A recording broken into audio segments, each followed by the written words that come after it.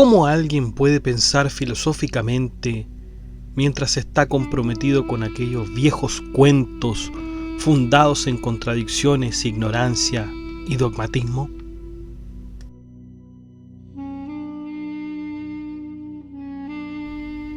¿Cómo puede decir que Dios preferiría a unas personas como sus sostenedores de la humanidad, haciendo que todo el resto dependa de ellas? ¿Cómo podría reconciliar la sabiduría del más sabio haciéndolo de este modo, poniendo el sostén de la humanidad en la garganta de otros, fomentando el derramamiento de sangre, la guerra y el conflicto?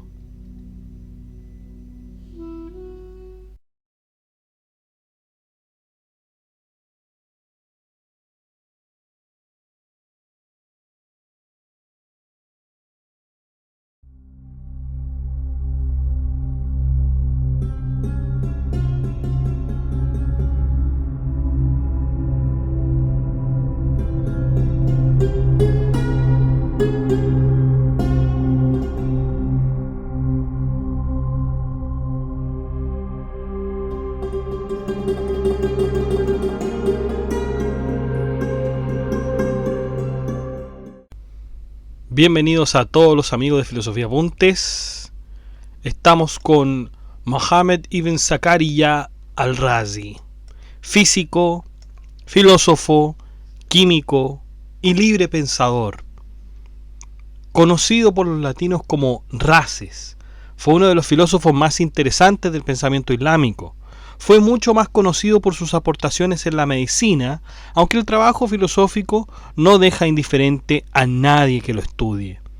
Dentro de la medicina, una de sus grandes contribuciones las hace en el aspecto de las enfermedades, relativo al sarampión y la viruela. Sus aportaciones filosóficas van desde la metafísica hasta la moral y virtud de los hombres. Sin duda que su obra será lo más preciado para nuestro estudio filosófico en esta cronología filosófica que hemos estado viendo. Es un filósofo muy especial. Porque de algún modo quiebra con la línea que hemos estado investigando de Al-Farabi, de Al-Ghazali, de Al-Kindi, de Avicena, Averroes, incluso los que vienen después de él. Va a ser conocido este hombre, este filósofo, como un iconoclasta. Vamos a ver qué significa este término, pero desde ya les voy avisando que la vida de este hombre es bastante polémica, es bastante controversial.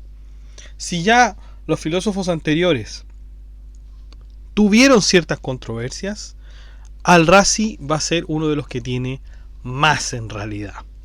Como habíamos dicho, sus aportaciones son principalmente en la medicina, más conocido por sus conocimientos médicos, pero también hizo algunas aportaciones interesantes en cuanto a la filosofía, en cuanto a la metafísica, en cuanto a la moral también. Y esos son los tratados que vamos a leer. Como todos los filósofos musulmanes, la mayoría de ellos al menos, las obras de Al-Razi en su mayoría no son desconocidas. Tenemos de hecho solamente 2 obras que hemos analizado en el blog para que usted las pueda compartir, pero la verdad es que el resto nos queda de manera desconocida. Y también vamos a ver una teoría, más adelante vamos a ver una teoría muy interesante del mismo Al-Razi, que es la teoría de los 5 eternos. Pero bueno, ahora nos vamos a abocar a la vida y obra de Al-Razi, así que sin más dilación, vamos allá.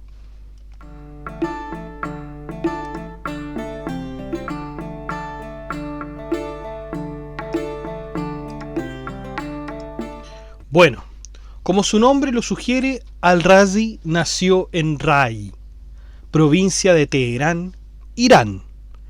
Nació en el seno de una familia de ascendencia persa y era hablante nativo del idioma persa. Rai estaba situada en la gran ruta de la seda que durante siglos facilitó el comercio y los intercambios culturales entre Oriente y Occidente. Bien versado en la teoría y práctica musical, Al-Razi también fue conocido como un alquimista antes de iniciar sus entrenamientos en la medicina. Se dirigía a los hospitales de Ray y luego de Bagdad. Debido a su popularidad recién adquirida como médico, Al-Razi fue invitado a Bagdad, donde asumió la responsabilidad de director de un nuevo hospital que lleva el nombre de su fundador, Al-Mu'tadid o Al-Mu'tadid. Bajo el reinado del hijo de Al-Mu'tadid, Al-Muqtafi, Al-Razi recibió el encargo de construir un nuevo hospital, que debería ser el más grande del califato abasí. Para elegir la ubicación del futuro hospital, Al-Razi adoptó lo que hoy en día se conoce como un enfoque basado en la evidencia, que sugiere colgar carne fresca en varios lugares de la ciudad y construir el hospital donde la carne tarda más en pudrirse. Pasó los últimos años de su vida en su reino natal aquejado de glaucoma. Su afección ocular comenzó con cataratas y terminó en ceguera total. La causa de su ceguera es incierta. Un relato mencionado por Ibn Julhul atribuyó la causa a un golpe en la cabeza que su patrón le había proporcionado, que era Mansur ibn Ishaq. ¿Por qué? Por no proporcionar pruebas para sus teorías de alquimia. Mientras que Abul Faraj y Qasiri afirmaron que en realidad la causa de esta ceguera fue una dieta de frijoles. Supuestamente, un médico se le acercó a Al-Razi y le ofreció un ungüento para curar su ceguera. Y Al-Razi luego le preguntó cuántas capas contiene el ojo, y cuando no pudo recibir una respuesta, rechazó el tratamiento afirmando que, y aquí lo dice el mismo Al-Razi, mis ojos no serán tratados por alguien que no conoce los conceptos básicos de su anatomía. Eso es lo que dice Al-Razi a este médico. Las conferencias de Al-Razi atrajeron a muchos estudiantes. Como relata Ibn al-Nadim en Fihirst, Al-Razi era considerado un shaykh, un título honorífico otorgado a alguien con derecho a enseñar y rodeado de varios círculos de estudiantes. Esa es entonces más o menos la vida y obra de Al-Razi. Vamos a ver un poco el pensamiento de este hombre. Como habíamos dicho, la obra de Al-Razi tiene fuertes contribuciones a la medicina, siguiendo siempre de cerca la obra de Galeno, como por ejemplo Dudas sobre Galeno, que adhería a la misma idea de Galeno y de Hipócrates, de que el médico también debe ser un filósofo. Nosotros ya habíamos visto algunos tratados de Hipócrates donde él mismo dice que en realidad hay que seguir la filosofía de Parménides, de Heráclito, hay que considerarla en los tratados. O sea, el mismo Hipócrates dice eso. Con respecto a la filosofía, el filósofo escribió sobre la moral, la conducta, la metafísica, la eternidad, el mundo, etc. Un gran, amplio catálogo de temas. En uno de sus trabajos defiende la posición de que Dios no interfiere con las acciones de otros agentes. Discutió los principios del movimiento que pueden ser autónomos, es decir, sin la necesidad de un agente anterior. Rechazó la propuesta de una superioridad del lenguaje griego por sobre el árabe que sostenía Galeno, además de criticar muchas de sus teorías médicas. Rechazó la teoría de los 4 humores porque ciertos fluidos no correspondían con ciertas explicaciones. Por ejemplo, que el cuerpo es entibiado o enfriado solo por cuerpos que son más tibios o fríos, porque esto podría no ser necesariamente de esta forma. Entonces, Al-Razi notaba que con respecto a esta teoría de los humores, ciertos cuerpos se entibiaban, ciertos cuerpos se enfriaban, y esto no, o se ponían más tibio o más frío, y esto no era necesariamente así, y esto lo observaba Al-Razi. Pero claro, tenemos que pensar también que la teoría de los 4 humores fue una teoría que fue sostenida por muchos filósofos, fue sostenida por médicos de la antigüedad, por lo tanto era muy difícil rebatir aquella autoridad. Piensen ustedes que la teoría de los 4 humores siguió incluso hasta el siglo XVIII. Así que imagínense. Bueno, al igual que Aristóteles, Al-Razi ve al alma como sustancia, agregando que el cerebro era su instrumento como cualquier otro órgano, ¿no? Como cualquier otro órgano. Pero aunque Al-Razi sostuviera conceptos como la sustancia, lo incorpóreo del alma y la creación, a su manera, él era el menos ortodoxo y el más iconoclasta de los filósofos del Islam. ¿Qué significa iconoclasta? Ícono significa figura. Clasta viene de clasto, de romper, es decir, el que rompe figuras. Eso es, el que rompe figuras. En el mundo cristiano, un iconoclasta era conocido como aquel que rechazaba las imágenes sagradas y las destruía. Y claro, se le decía iconoclasta al Razi porque en realidad él rechazaba ciertos aspectos de la religión, como lo vamos a ver más adelante. Para nuestro pensador, el filósofo no es una persona que sigue una doctrina o sigue las cosas que dice su maestro, sino que, además de aprender las enseñanzas de sus predecesores, también puede sobrepasarlos. Al-Razi sabía que él nunca sería un Sócrates y advertía a todos que no pretendieran ser como Sócrates, Platón, Aristóteles, pues no estamos atrapados con sus enseñanzas. Entonces, en este sentido, el filósofo valora mucho más el pensamiento independiente que el consenso con los filósofos antiguos. De hecho, ve la independencia como una llave a la liberación del alma, incluso si los pensamientos de aquel pensador quedaran inconclusos. Alguna vez se le preguntó cómo la filosofía se comporta con la fe y la religión revelada. Y él respondió: ¿cómo puede alguien pensar filosóficamente mientras está comprometido con aquellos viejos cuentos fundados en contradicciones, ignorancia y dogmatismo? Se ve como Al-Razi no está muy de acuerdo con la religión. Y con respecto a las profecías, fíjense lo que dice Al-Razi. ¿Cómo puede decir que Dios preferiría a unas personas como sus sostenedores de la humanidad, haciendo que todo el resto dependa de ellas?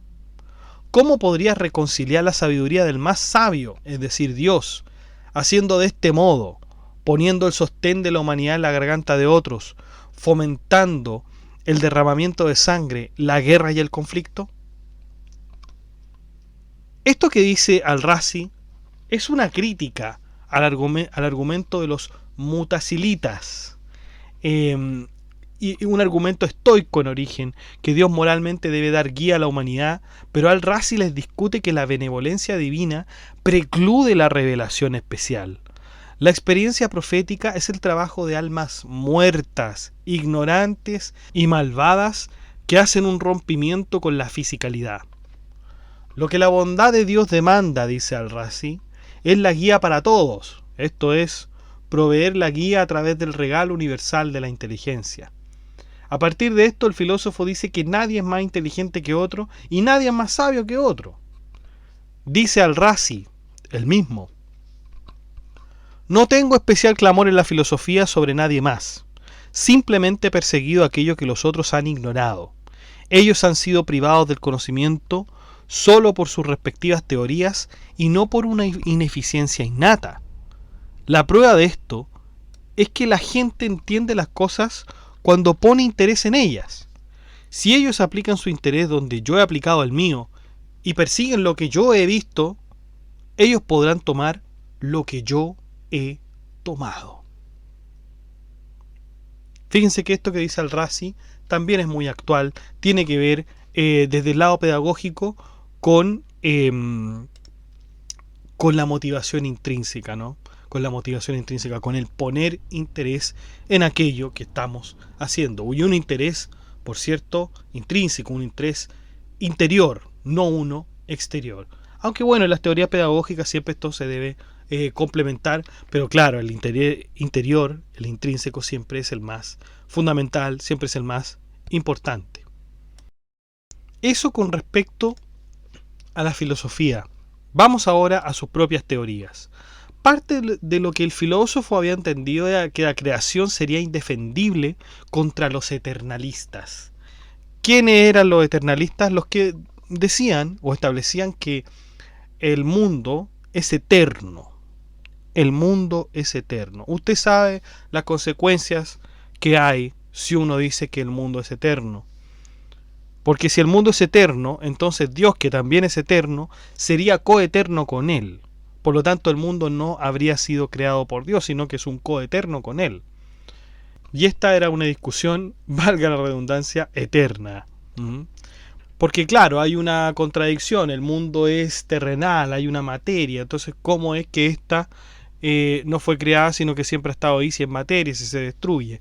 Y cómo es que Dios es coeterno, cómo es que Dios no construyó este mundo, etcétera. O sea, se dan discusiones importantes.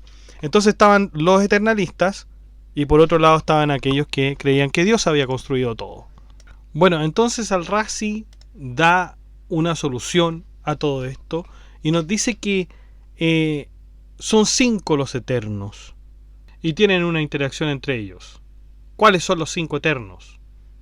Dios, el alma, el tiempo, el espacio y la materia. Pero ¿cómo hace Al-Razi para pensar que estos 5 eternos coexistan? El filósofo nos decía que Dios y el alma estaban más allá del espacio y el tiempo. La materia estaba extendida en ellos, pero no a través de ellos dejando espacio para el vacío. Es decir, Al-Razi creía en el vacío. La materia no estaba en movimiento, pero el alma, con deseo apasionado de encarnación, se confunde en sí misma en la materia, asentándose en el mundo a partir de un movimiento confuso y desordenado. Dios intervino para impartir el conocimiento al alma y ordenar el movimiento de la naturaleza, advirtiendo un cataclismo y capacitando al alma para reconocer que el mundo no era su verdadero hogar. Dios le permitió caer, aunque esto no lo causó él, porque él sabía que las almas aprenden solamente a través de la experiencia. Ahora su tarea, a través del curso de la historia, es regresar al mundo espiritual donde todas las almas son una. El alma cae por un movimiento espontáneo, ni con peligro por naturaleza, ni escogido por inteligencia. Ella regresa a través de la gracia de Dios y su propia inteligencia. De acuerdo con Nasir y Rushau, el dilema de Al-Razi se puede resumir en una visión gnóstica, neoplatónica, por el mito de que el alma cae y se encierra en un cuerpo. Si se han fijado, nosotros hemos de alguna manera recordado estos conceptos de que el alma cae. El comentarista, es decir, Nasir y Rushau, nos dice que es posible preguntar al filósofo, bueno, ¿y por qué ahora cae el alma y no después? ¿Por qué el alma cae de repente, como en el mito de la caverna de Platón? ¿Por qué, perdón, en el Fedro, ¿no es cierto? ¿Por qué el alma cae ahora y no después? ¿Por qué hay una temporalidad? Y la respuesta de Al-Razi para esa pregunta tiene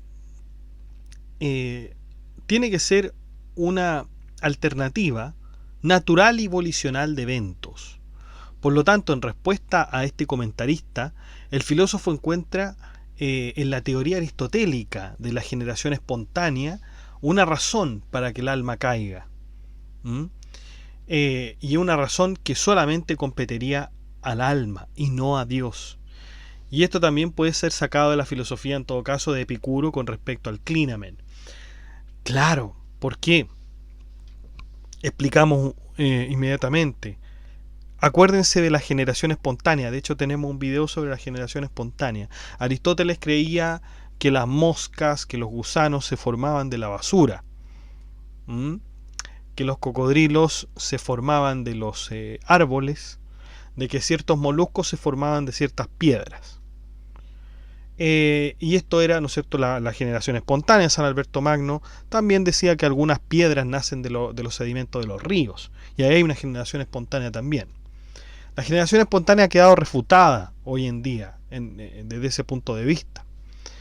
Pero esta generación espontánea, esta cuestión que ocurre sin, digamos, un antes o un después, sería el tiempo justamente en que el alma cae.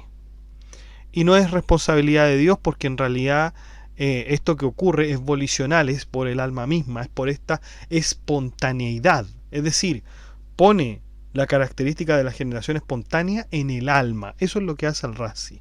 Pone esto de la espontaneidad en el alma. Y eso es volicional. Esa espontaneidad es voluntaria. Es voluntaria. Uh-huh. Recordemos que con Epicuro también se daba lo mismo.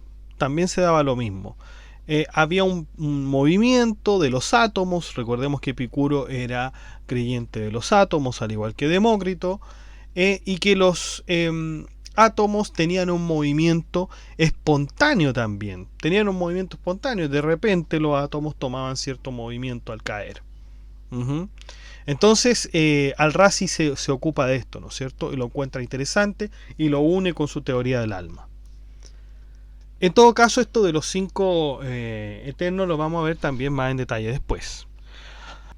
La materia eterna, el espacio y el tiempo pasan al costado de las paradojas de Aristóteles, que en algún momento habían levantado contra el origen del mundo, admitiendo que no había un tiempo antes del cual no hubiese tiempo.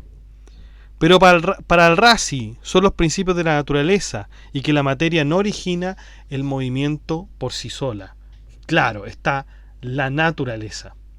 Por lo tanto, si nos fijamos en este entendido, en realidad hay un contraste, porque Al-Razi nos dice que el movimiento es originado.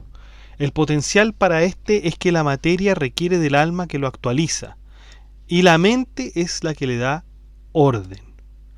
La creación entonces se vuelve un formatio mundo, es decir, tiempo y espacio son absolutos más que relativos, como diría Aristóteles. En efecto, nuestro filósofo adoptará y adopta en realidad a sus propios propósitos el atomismo de Epicuro, aceptando el vacío, que es espacio absoluto. Entonces Al-Razi sería Epicuro, ¿no es cierto? Y también atomista. Y claro, el atomismo de Al-Razi es como el de Epicuro, y no como el atomismo de los Mutakalimum, que era más bien un dogma metafísico religioso. Pero Al-Razi no intenta explicar todo de manera atomística, porque él no es un materialista. Dios y el alma no son fenómenos atómicos. Él solamente recoge ciertas características, como lo hizo con la generación espontánea, para aplicarlas a los 5 eternos, en este caso al alma. La curiosa doctrina del filósofo de que el vacío ejerce una fuerza de atracción puede deberse a la necesidad de explicar el brusco cambio incausado, epicúreo, el clinamen, el cual el filósofo explota como un modelo de movimiento espontáneo del alma. Y claro, entre Epicuro y Demócrito existía una discusión sobre los átomos, pues ambos creían en ellos. Sin embargo, Demócrito nos decía que los átomos eran rígidos, no tenían ningún movimiento. En cambio, Epicuro nos dice que sí los tenían. Pero este movimiento espontáneo epicúreo, ¿qué lo produce? Y bueno, Al-Razi intenta llenar este vacío haciendo un argumento ad ignorantiam, alguna existente fuerza de atracción del vacío. Tal fuerza, ejercida por un vacío hipostático, coincidiría con la repulsión de los átomos sólidos, dejando así establecida los primeros motivos, o los primitivos motivos, o movimientos más bien, de la fisiología clásica, es decir, atracción y repulsión. Los terrenos volicionales y además el vacío. Eso es lo fundamental para Al-Razi, el terreno volicional, es decir, la voluntad y la existencia del vacío para que pueda haber movimiento. La ética del filósofo, ya pasando a otro tema, como su cosmología, se benefician de los elementos epicúreos. Como un epicúreo, él es un naturalista y un empirista de la ética. Alcanza un alto grado de ascetismo hedonista a través de una ruta epicúrea.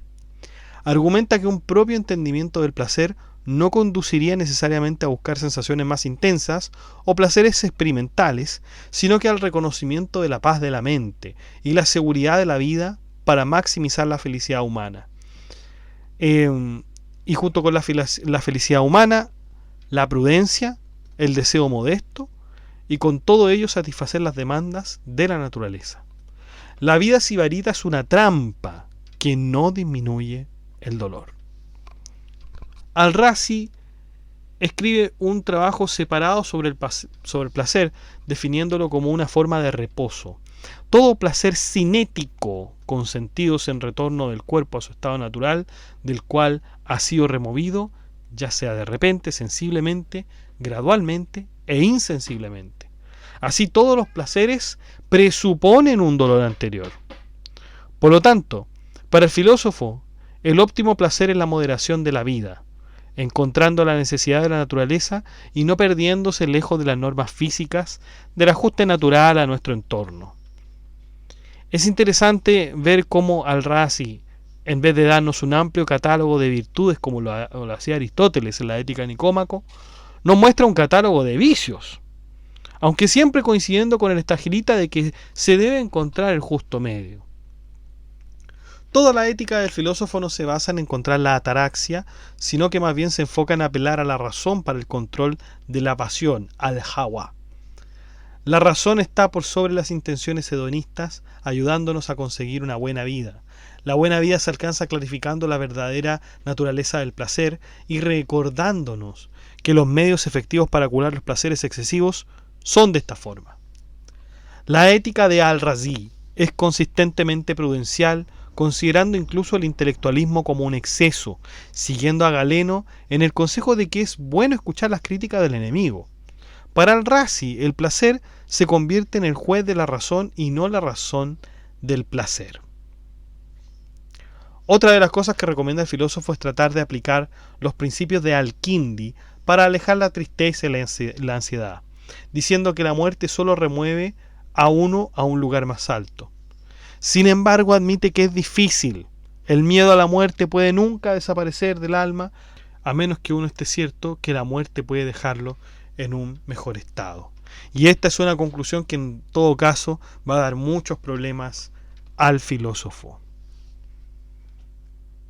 Esto podemos decir entonces del pensamiento de Al-Razi. Realmente es un filósofo muy interesante. Su teoría me parece que hay que considerarla. Puede parecer un poco contestataria, pero muy interesante la verdad y muy distinta, por cierto, de todo lo que hemos visto anteriormente, no solamente de los filósofos islámicos, sino que de otros filósofos también. Así que, en estas tandas de YouTube veremos en realidad solamente dos obras, que son el libro de la medicina espiritual y la conducta filosófica, que son las únicas dos obras que hemos podido encontrar en realidad en la red y en otros sitios, pero tiene muchas más, tiene muchísimas más, solamente que estas son las únicas que están disponibles y que vamos a ver, que ya están vistas en el blog, por cierto, pero que vamos a ver también en YouTube.